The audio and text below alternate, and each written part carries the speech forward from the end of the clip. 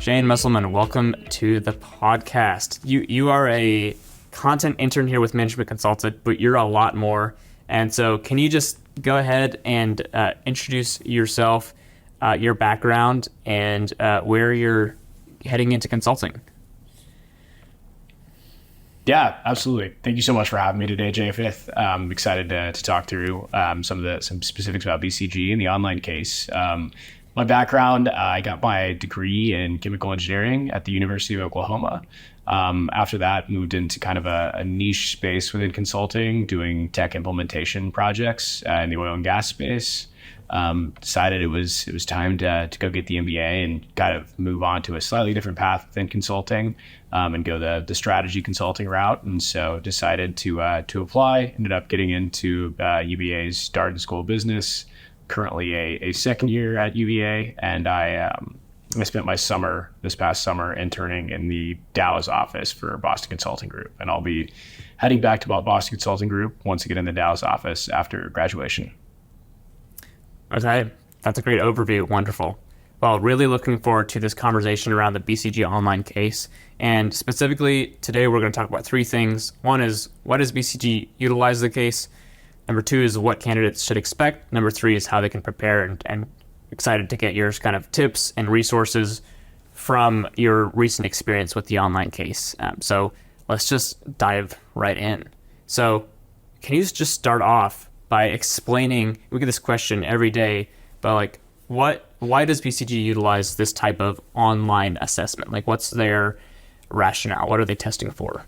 Yeah, I think it's a fair question. It's definitely a little different than things that you see for other firms. I really think that the root of the reasoning for them to use this case, and I don't know exactly what it is, but it seems like they're really wanting to find a way to expand the candidate funnel to make sure that they've assessed as many potential candidates as possible without exhausting a lot of human capital. So this makes it easy for them to really get a case assessment of a lot of different students from different backgrounds, different schools, without having to exhaust human capital on that place. It also kind of provides an opportunity for students that maybe don't do quite as well on the networking side of things to allow themselves to stand out from the pack a little bit based on more of their qualitative and quantitative skills.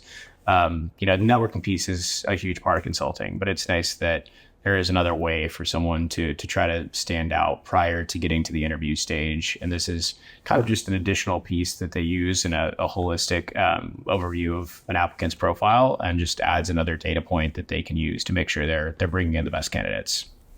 Sure. So in a sense, it's leveling the playing field a little bit for certain candidate groups who may not have the resources or the kind of know-how.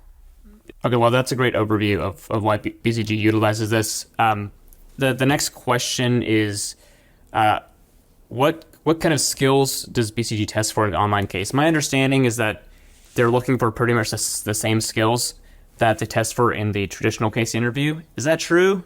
And if it is, how can candidates display those skills in an online environment? Yeah, I think it's really the main three skills that you see that the interviewer is really looking for during a normal case. You're going to need to be able to problem solve and to be able to do that in a structured way, to go through critical thinking, and you're going to do that through just kind of cycling through different answers on the more qualitative side of things throughout the case, and then also your communication. So although it's not quite like a normal case where there's a lot of communication throughout, there will still be areas for you to either give short answers or record a video of you giving a recommendation that still involve a little bit of using those communication skills. As far as how you can do each of those, on the problem solving side of things, you're going to have both qualitative and quantitative questions. You're really going to have to think very critically about those questions and think very specifically into how exactly you move on to the next step. Similar to a normal case, you're really thinking through, okay, here's my problem. What do I need to really get to the bottom of this problem that's brought up in the prompt? And then how do I continue to move forward through the questions? What kind of thinking that next step ahead? It's going to feel a lot like a normal case interview in that sense. The communication side, I think, is the one that's the most different, but you still get the opportunity to express it here. You're going to have some questions that are just going to ask for your thinking, whether it's on the qualitative multi-choice answers that you did or on the quantitative math section, just an opportunity for you to explain your reasoning. I think being able to communicate that in a way that is very succinct and gets the point across, but also shows that you're on the right path as far as your thinking is really important. And so I think the communication piece is different, but they definitely are still looking for those skills of being able to be concise, but get the entire message across, whether that's in your the answers that you're typing into the short answers or on the recommendation itself. Okay, Shane, I really appreciate the color on that. I think it's going to be really helpful for folks as they're going through the process. Okay, so we've covered why BCG utilizes the online case and what they're testing for and how candidates can kind of display those skills. Now let's get to the question that everyone's asking. What can candidates expect? Like, what are they getting when they start going through this BCG online case? Yeah, so it's going to be an online case with a chatbot, which sounds a little weird, but it's essentially just imagine going through the different pieces of a case, but in a slightly different way. You're going to be given a prompt. You're going to have some options to do things that are very similar to making your clarifying questions. You're building out a framework.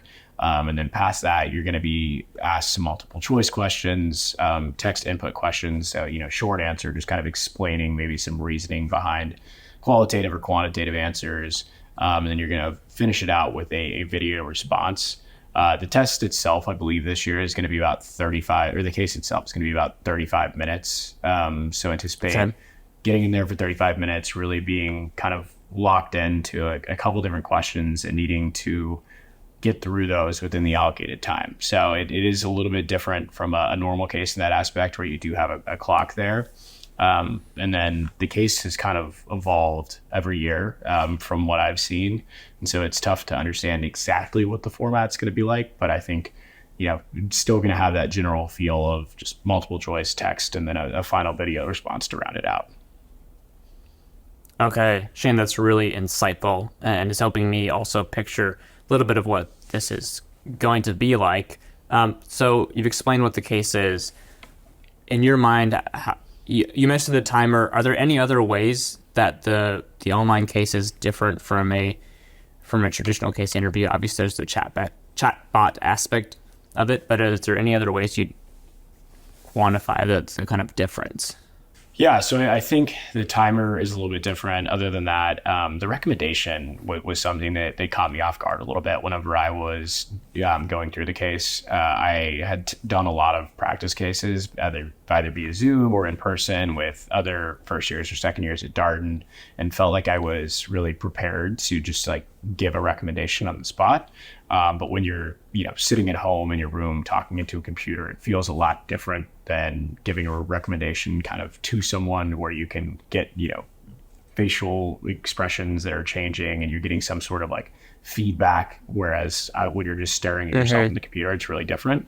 I would definitely recommend that students practice that a little bit, maybe get an idea for how they feel there and how the timing feels and how it feels to see a timer while you're giving a recommendation. It's definitely a different feel than the online case. Other than that, I felt like a lot of it was very similar. Yeah, that was the only part that I really felt like didn't feel like I was just going through a normal case. Sure. Okay. Well, I'm excited for in a few minutes to get some of your tips for preparation for this. Will every candidate receive the same prompt, or does that kind of get switched up each time? Yeah, so my understanding is that every candidate will see a very similar prompt, if not the same prompt. And then one question that I've been asked is that each question after that does not really depend on your answer to the previous question. So if you were to get something wrong earlier on in the case, because the questions come in order, there's not like it doesn't take you down a different path based on how you answered the question. Yeah. So going the wrong way at the beginning isn't going to really like cost you down the line as far as getting different prompts or not seeing things. So it will guide you in the same way that it was planning to all along. And if you feel like you didn't get an answer right before that, there's still plenty of time to make up for that. It's not an easy case by any means. So you just go where the interviewer, or in this case, the chatbot, is leading you. Sure. You mentioned, going down a wrong path won't set you off. Are there any kind of common mistakes that you see people make with either preparing or actually during the online case? Yeah, one of the toughest ones is that a lot of these answers that they give you, like the answer choices to multiple choice questions, are correct. Like in some form or another, they are something you would need, or like there is a way in which the candidate could need that information. The key distinction here, and I would say this is probably like one of my number one tips I would give, is to really, really look at the question that's being asked and specifically pull the answers that are best for answering that question. I also think when you're doing that, want to make sure that you're taking like the highest level question possible. So if they're asking about, maybe like cost savings for a business overall, and another answer is cost savings in a very specific segment of the business, go with the overall answer, because that's going to be inclusive of the other answers as well. So that's kind of a small piece of it, but I think that's where we see a lot of mistakes, is trying to get a little bit too specific, or giving answers that aren't specific to the question that is being asked within the prompt or within the follow-up question. Sure. Okay. So kind of make sure you're asking the exact question that or make sure you're answering the exact question you were asked, and also if you're given the option of doing high level and kind of more in the weeds, it might make sense to go with the high level answer there. Okay. That's really helpful. Exactly. All right. Well, last question before we get into more of the how to prep for this is, how does BCG evaluate candidates? Is it the same as a normal case, or do they have a different evaluation process? Yeah, I would think about it as very similar to a normal case. You're going to have the opportunity to go through the steps we talked about with the problem solving, critical thinking, and communication. The way they're going to judge it is based on, obviously, the answers that you have correct, but I do appreciate that they give you some of those short text answers to explain some of your reasoning. So if you were to miss on the math because you did some quick math wrong and didn't move to decimal or did something wrong like that, you're going to be able to go in and explain your thinking and give the chatbot an opportunity to really understand what exactly you were thinking. And then that's how the person that's actually assessing your case down the road is going to make a decision on whether or not you're going the right way with it, even if you don't get the exact value right. And then on the recommendation, I think they're looking for you to be similar to a normal recommendation, just very short and succinct, but show that you have those communication skills. It's a little bit tougher when it's condensed down into that 1 to 2 minute recommendation, but I think that's an opportunity for you to really shine at the end, even if the online case up to that point hasn't gone the way you wanted it to. Sure. That's helpful. One of the questions we get all the time is, like, can I kind of flunk myself out of the entire, recruiting process if I like don't do well in the online case? How do you or how does BCG think about that? If you have any insight to add, like, is this, someone going to kind of be rejected based on their performance just purely in the online case, or is this just kind of one small data point within the larger assessment process? I don't have exact insights into that. What I would say about it is that it's kind of both.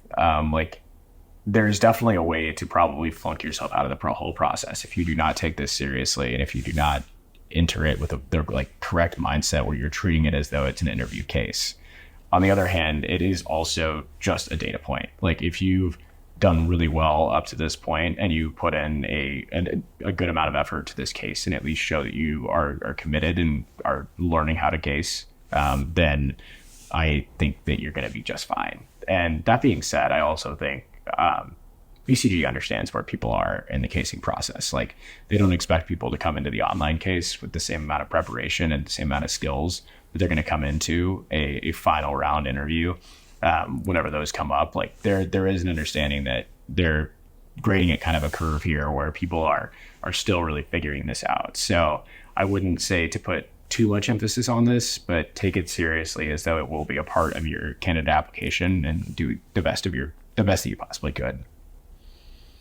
Shane, I appreciate that response. There's a lot of nuance and gray area here, and I think that was a great answer to the question.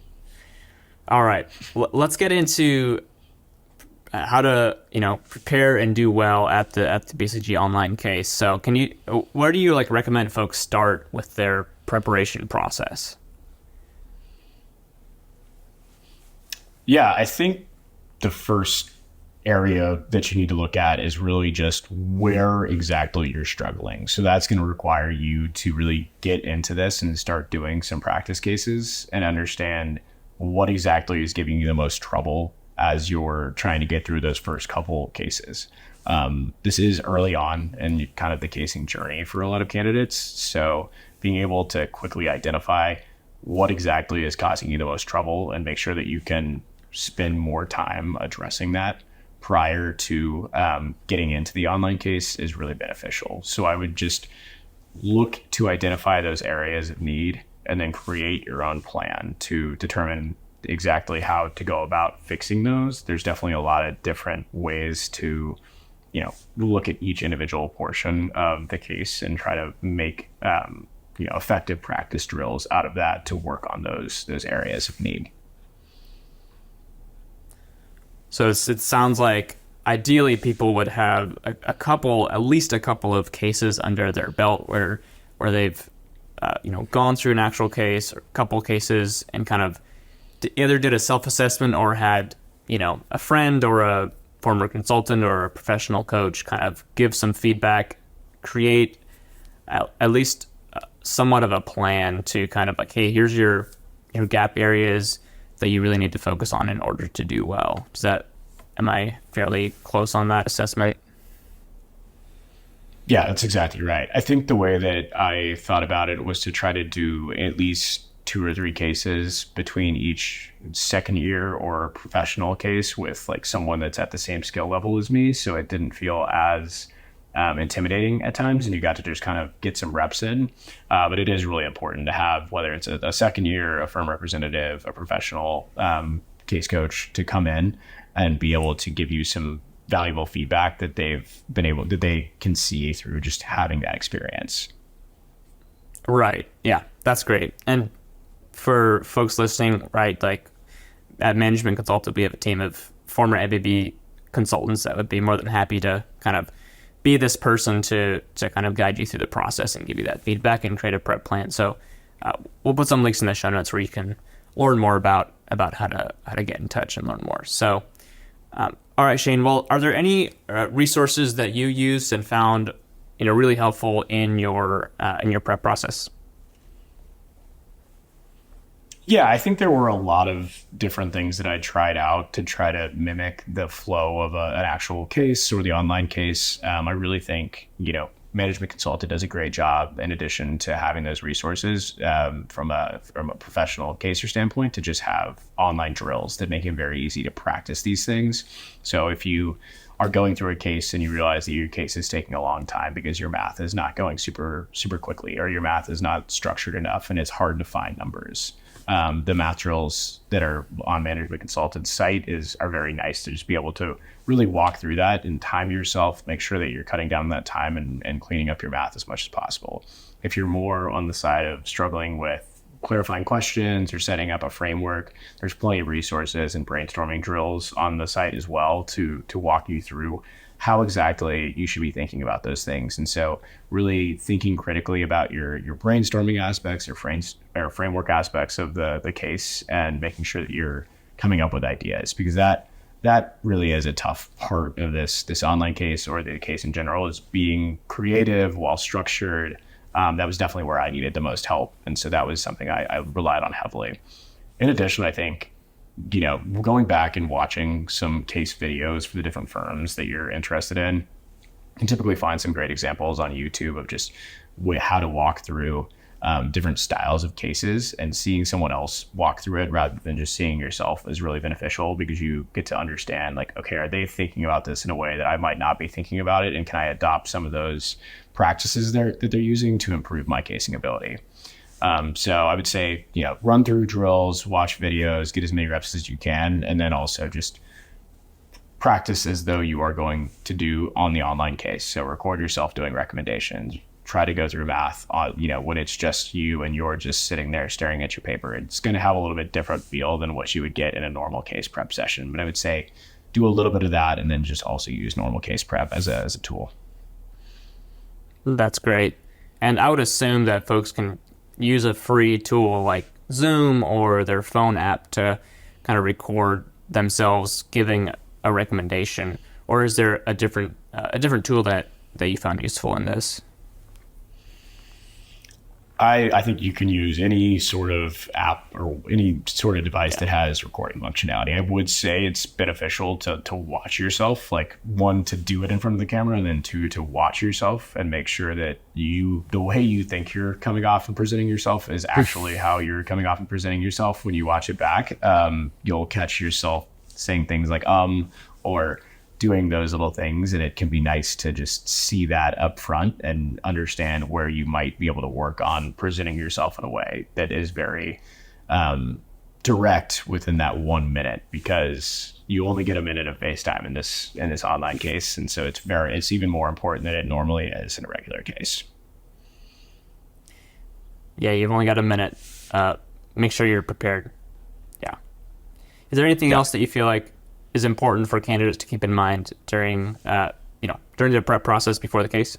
I think we've hit most of it. I really do think the recommendation area is a big part of it, as well as just making sure that you have gotten to a point that you're comfortable with the areas that you are struggling at originally. You don't have to make them perfect. It just needs to be something that doesn't absolutely tank your case performance, so you can show your skills in other areas. I wouldn't over exaggerate the prep on those areas, but just make sure you're to a point where you feel comfortable that it's not going to affect your performance on the case overall. Okay. And do you have any sort of recommendation for how much preparation folks would be wise to do on this? Is there, can you put X number of hours towards it, or is it different for each person? I really think it's different for each person. It depends how much background you come in with on math or just creativity. Like if you feel really comfortable in those things, you might not need as much. There's also really no way to know what kind of case you're going to encounter. So spending countless hours trying to understand industry dynamics and stuff like that is probably not beneficial. I would just say use the tools as much as you need to feel comfortable sitting down in front of your computer when you go to take the online case, and just feel I have done the preparation that I need to feel comfortable going into this. It may, there may be some curveballs, but overall I feel comfortable with what I have right now. I would also say that you don't want to become overwhelmed and over prepare for this case. It is important, but it at the same time is a singular data point in the overall application process. And they do understand that you have only been casing for, probably a couple weeks, maybe a couple months. And so that is totally understood. So don't become overwhelmed by this. I definitely put probably a little bit too much time into this last year, but it was what I needed to feel comfortable. So that's going to be different for everyone. So take it seriously, but don't invest your whole life into it and over prepare for this. It's just one data point. That's great, Shane. Great. Is there anything you wish that you would have known, looking back last year when you were going through this, anything you wish you would have known going into it? Yeah, I think one thing that just to think about maybe as you're preparing and going into the case is that you can't go back. There's going to be a series of questions. And so once you submitted your answer for a specific question, it's gone. It's kind of water under the bridge at that point. You need to just continue moving forward and not spend too much time thinking about it. And I think that also plays into thinking about the amount of time that you're allocating to each question. If you're spending a ton of time weighing two separate answers that are somewhat similar, I would say just make the choice based on your gut or whatever intuition you typically rely on, and move forward into the other parts of the case to make sure that you're not rushed at the end. You could run into a math problem that stumps you for a little bit, or run into a brainstorm where you feel like you really need to get your feet under you and understand the problem. So don't spend too much time on the minor details of questions. I think also just understanding that there are going to be a lot of correct answers. We talked about it a little bit earlier, but a lot of these answers are going to seem really great. Like, there are going to be things that you might be like, oh yeah, I could use the market share here. But is that really the number one detail that you need to answer the question in the prompt? This is going to be very detail oriented, and the candidates that look for those details are going to do really well. So testing candidates' ability to prioritize and focus on what's the most important, not just what would be nice to have, but what's the number one most critical factor. I think that's a very key. Yeah, and I skill. think that's it's a consulting skill too down the road. It's something you're going to have to do as you move into leadership within consulting to determine. We could go a lot of different ways here with this project, but what 2 or 3 work streams are really going to actually benefit our client the most. They're looking for people that understand that kind of skill, and that's why this is the kind of benchmark for that. Yeah, absolutely. Well, Shane, I just had one more question pop into my mind here. What if someone doesn't get through the case in time? What happens then? Do you know? Will they still be asked to submit a 1-minute recommendation, or do you have any insight into that? My understanding is that you still get to do the recommendation at the end. I am not 100% sure on this because the case format has changed, but I believe you have 35 minutes to get through the case with the recommendation at the end. My assumption, once again, not representing BCG in any way here, is probably that they just take wherever you got to in the case and evaluate you based on that. But yeah, I would definitely say try to get through as much as you can. Try to kind of get to a point where you feel comfortable with your answer. If you're going a little slow, and just get it submitted. It's better to at least have a try on there and get through all the questions than to be short on time. And also if you're short on time, you're probably starting to feel the heartbeat raising a little bit. It's not going to improve your performance. So just stay ahead of the clock. Try to feel comfortable with your answer, but don't spend way too much time on it. That's helpful, Shane. Well, this has been great. I've learned a lot. I know our listeners will learn a lot from all this and from your experience. So thank you for sharing. Are there any final kind of closing thoughts or encouragements that you want to leave with our audience?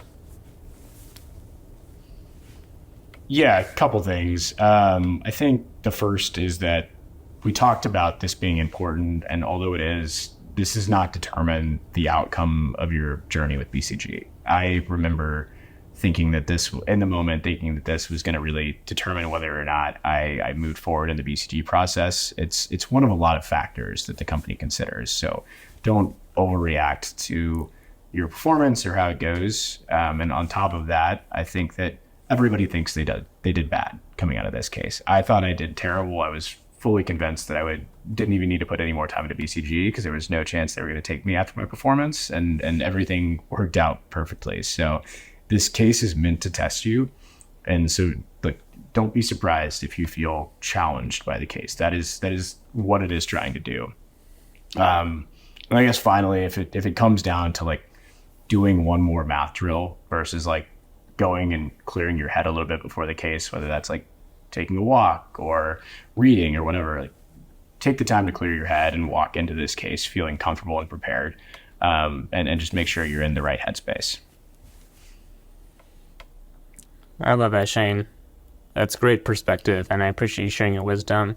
And we've heard from lots of folks that this is a pretty difficult case. But again, just as Shane has reminded us over and over, it's not the final say, and so take it seriously, but know that this isn't your only opportunity to stand out.